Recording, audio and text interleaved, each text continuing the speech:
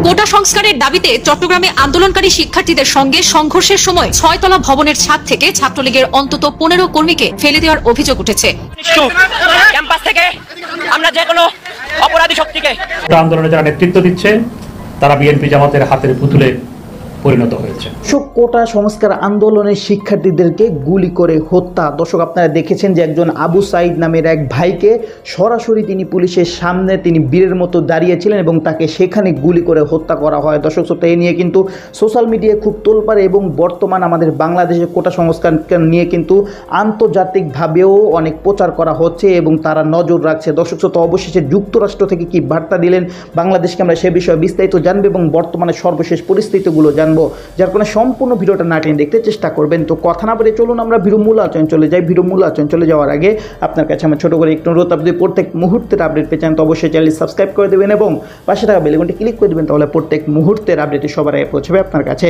দর্শক, কথা না বলে চলুন আমরা সম্পূর্ণ ভিডিওগুলো বিস্তারিত দেখে আসি। কোটা সংস্কারের দাবিতে চট্টগ্রামে আন্দোলনকারী শিক্ষার্থীদের সঙ্গে সংঘর্ষের সময় 6 তলা ভবনের ছাদ থেকে ছাত্রলীগের অন্তত 15 কর্মীকে ফেলে দেওয়ার অভিযোগ উঠেছে। এতে তারা গুরুতর আহত হয়েছেন। তবে আন্দোলনকারীরা এই অভিযোগ অস্বীকার করেছেন। তারা বলছেন, ভবনের ছাদে উঠে ছাত্রলীগের নেতাকর্মীরা সাধারণ শিক্ষার্থীদের মিছিল উদ্দেশ্য করে ইটপাটকেল ছুঁড়েছিল। পরে শিক্ষার্থীরা ধাওয়া দিলে ছাত্রলীগের নেতাকর্মীরা ছাদ থেকে লাফ দিয়ে আহত হন। মঙ্গলবার বিকাল 3:30টার দিকে মুরাদপুর এলাকায় এই ঘটনা ঘটে। ঘটনার দিন সন্ধ্যা 6:30 পর্যন্ত থেমে থেমে ছাত্রলীগের নেতাকর্মীদের সঙ্গে কোটা আন্দোলনকারীদের এই সংঘর্ষ চলে। ছাত্রলীগ কর্মীরা গুরুতর আহত অবস্থায় পড়ে থাকলেও তাদের উদ্ধারে কেউ এগিয়ে যাননি। প্রায় 1 ঘন্টা পর নগরের পাঁচলাইশ থানার পুলিশ গিয়ে সেখান থেকে 15 জনকে উদ্ধার করে চট্টগ্রাম মেডিকেল কলেজ হাসপাতালে ভর্তি করায়। আহতরা হলেন মোহাম্মদ জালালউদ্দিন জুবায়ের, আব্দুল্লাহ আল সাইমুন, ওয়াহিদুল রহমান সুজন, ইরফানুল আলম, জাভেদ অভি, মেহরাজ সিদ্দিকী পাভেল এবং জাভেদ ইকবাল সহ 15 থেকে 20 জন। মুরাদপুর এলাকায় থাকা চট্টগ্রাম কলেজ ছাত্রলীগের সাবেক সভাপতি মাহমুদুল করিম গত রাত 9:30টার দিকে জানান, চট্টগ্রাম কলেজ ও মহসিন কলেজের শতাধিক নেতাকর্মী মুরাদপুরের ওই ভবনে আশ্রয় নিয়েছিল। কিছুক্ষণ পর সেখানে ঢুকে শিবির ও ছাত্রদলের ক্যাডাররা আমাদের নেতাকর্মীদের উপর নারকীয় হামলা চালিয়েছে। 14 থেকে 15 জনকে ভবন থেকে ফেলে দেওয়া হয়। অনেকে কার্নিশে লুকিয়ে থেকেও রক্ষা পাননি। তাদের কারো হাত, কারো পা, কারো কোমর ভেঙে গেছে। পাঁচলাইশ থানার ওসি জানান, ওই এলাকা থেকে আমরা 15 জনকে গুরুতর আহত অবস্থায় উদ্ধার করে চট্টগ্রাম মেডিকেল কলেজ হাসপাতালে ভর্তি করি। এর মধ্যে কয়েকজনের অবস্থা গুরুতর। সোশ্যাল মিডিয়াতে ছড়িয়ে পড়া ভিডিওতে দেখা যায় 5 তলা ভবন থেকে 3 জন নিচে পড়েছেন। কেউ কেউ পাইপ বেয়ে নিচে নামার সময় পড়ে আহত হয়েছেন। ছাত্রলীগের পক্ষ থেকে অভিযোগ, এসবের পেছনে ছাত্রদল, শিবির ও ছাত্রদলের ক্যাডাররাই জড়িত। আন্দোলনের নাম করে ছাত্রদলের শিবির চিহ্নিত ক্যাডাররা সাধারণ শিক্ষার্থীদের উস্কানি দিয়ে এসব হামলা করছে। মারধর, ধাওয়া থেকে শুরু করে তাদের হলের রুমে ঢুকেও ভাঙচুর করেছে। এর আগে মঙ্গলবার ছাত্রলীগের সাধারণ সম্পাদক তানভীর হাসান সৈকত জানান, আন্দোলন এখন সাধারণ শিক্ষার্থীদের হাতে নেই। আন্দোলন চলে গেছে ছাত্রদল, শিবিরের হাতে। ছাত্রলীগ কোটা আন্দোলনের যৌক্তিক সমাধান চায়।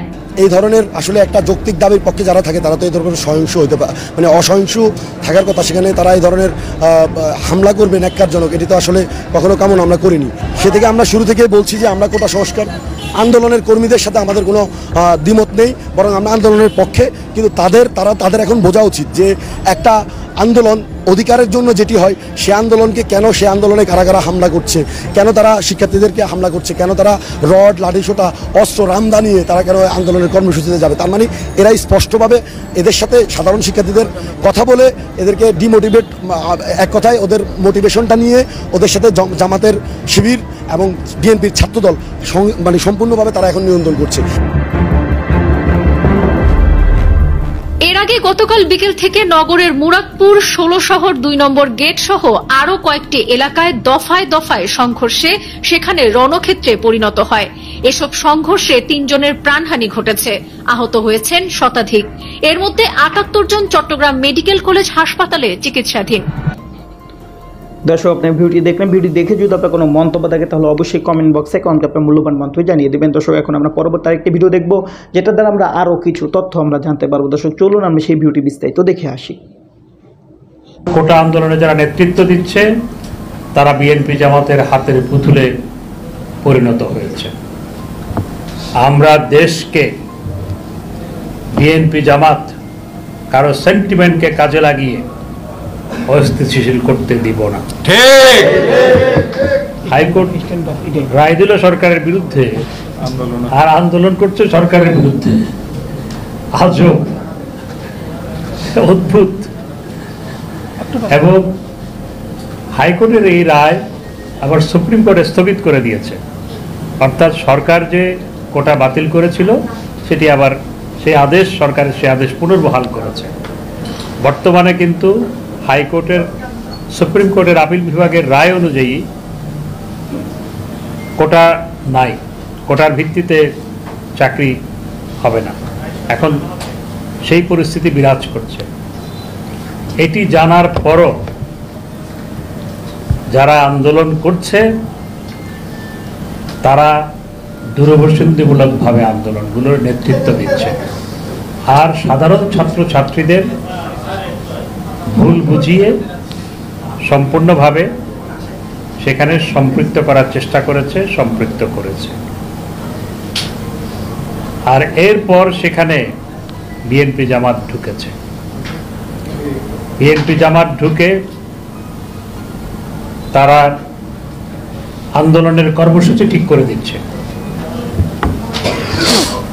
গতকাল সমগ্র দেশে যে নৈরাজ্য হয়েছে, এটির প্রধান কারণ হচ্ছে বিএনপি জামাতের সন্ত্রাসীরা ঢাকা, চট্টগ্রাম, রংপুর সহ সমগ্র দেশে তারা লাঠি, সোটা, আগ্নেয়াস্ত্র নিয়ে নেমেছে।